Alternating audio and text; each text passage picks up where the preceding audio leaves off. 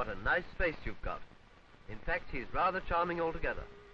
He's the American tree snake, and although he doesn't run, he gets around. When there is danger about, he holds onto a bough with his tail and swings round and looks at it, and that should be enough. He has a mouthful of teeth that would put any dentist out of business, but for catching and killing his prey, he just winds himself round and crushes it.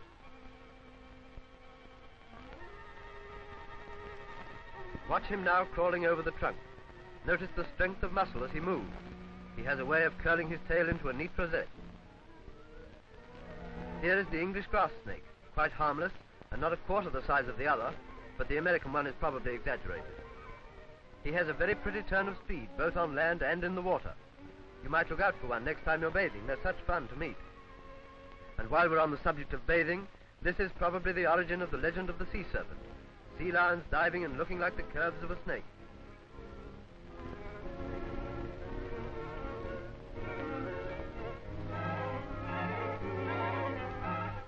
They're wonderfully quick in the water, but they're rather clumsy on land because their legs have changed into flippers. If he looks like a bathing bell at all, which is doubtful, it's a bathing bell hobbling over a stony beach in bare feet. But he's perfectly streamlined and he dives like an Olympic champion.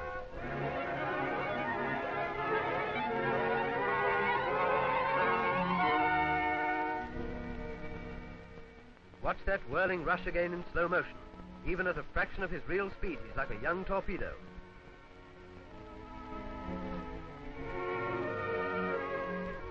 All that vigor and grace are lost again when he gets out of the water. Now he's just like a steamroller with a backache.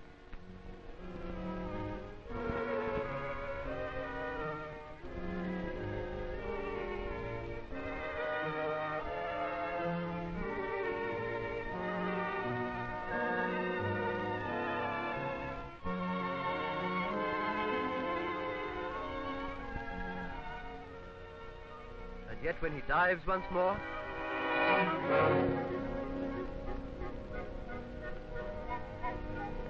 what a transformation.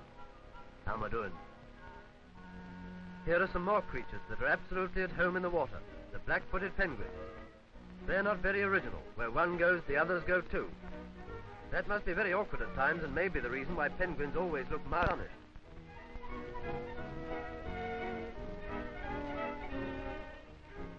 Here is one who thinks he might be very adventurous and step off the beaten track. But before the idea has really developed, they're all pounding after him. Then one of them decides he'd like a splash in the water. And before you know it, the place has become like a boarding house bathroom.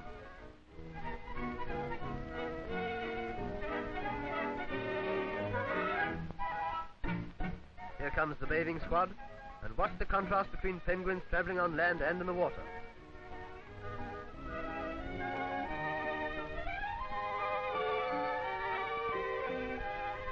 They swim very low in the water. This is because they use their flappers for getting along and their feet as a rudder or brakes.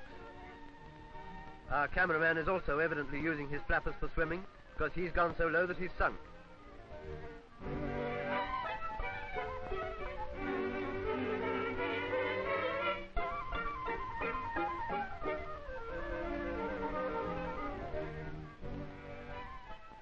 Slow motion again enables you to see the movements in detail.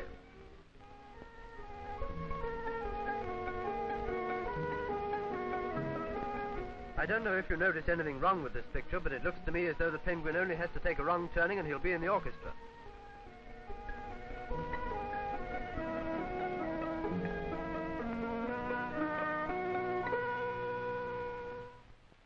Now here's a nice old fellow who is equally active on land or in the water. The powerful paws with which he swims are just as useful for walking.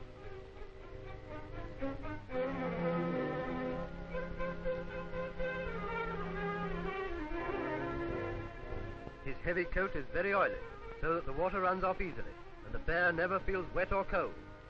But even if he never feels wet or cold, he certainly knows what it is to feel bored. Bored? Well, can you wonder? He looks round and he smells the ground, and there really isn't a thing to do that he hasn't done 100 times before. What's the good of going for a walk when you know darn well you aren't going to get anywhere? What about a bathe?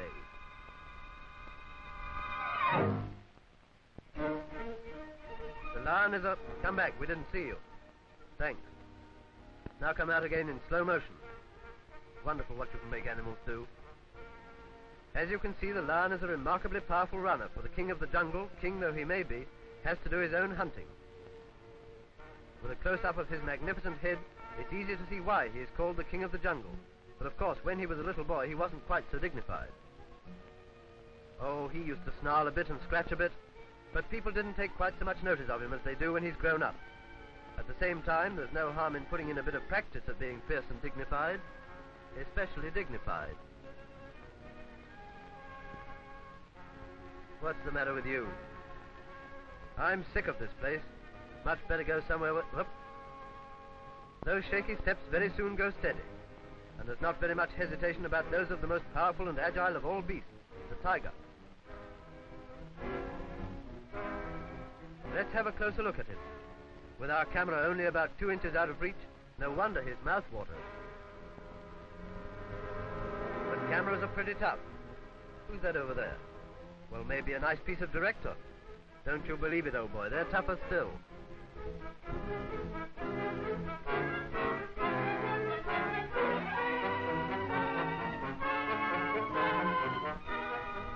Well, we'll say goodbye to the tiger and move on from the fiercest face to one of the silliest, the kangaroo.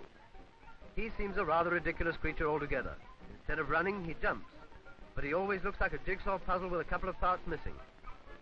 Nonetheless, he gets along at incredible speed, 4 feet and tail giving him balance. In slow motion, you can see the play of the hip joint. It might be threaded on a string.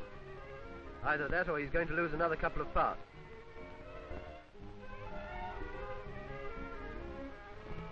But he can keep time.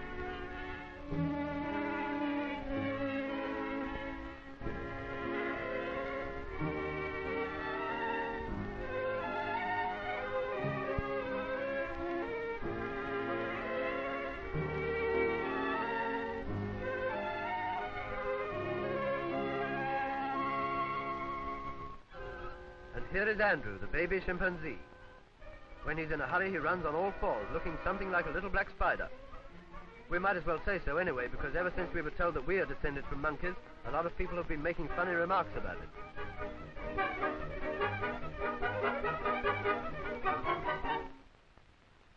In slow motion, you can see that he runs on the knuckle.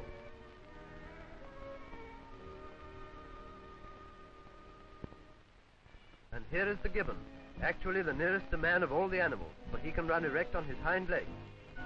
He uses his arms to balance himself, although he does occasionally help himself along with them. He is immensely quick and agile.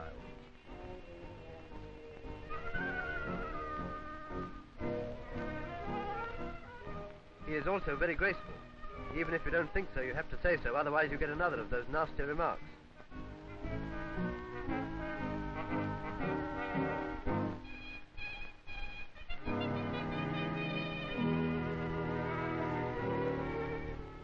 See him run in slow motion.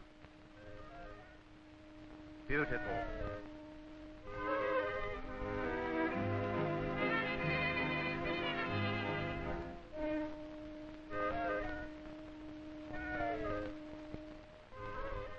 Well, by this time we've pretty well covered the field of how animals move about, from slithering snakes to plunging sea lions, from hopping kangaroos to the graceful gibbon who is so much like we are. If you want anything better than that, just have a look round as you go out.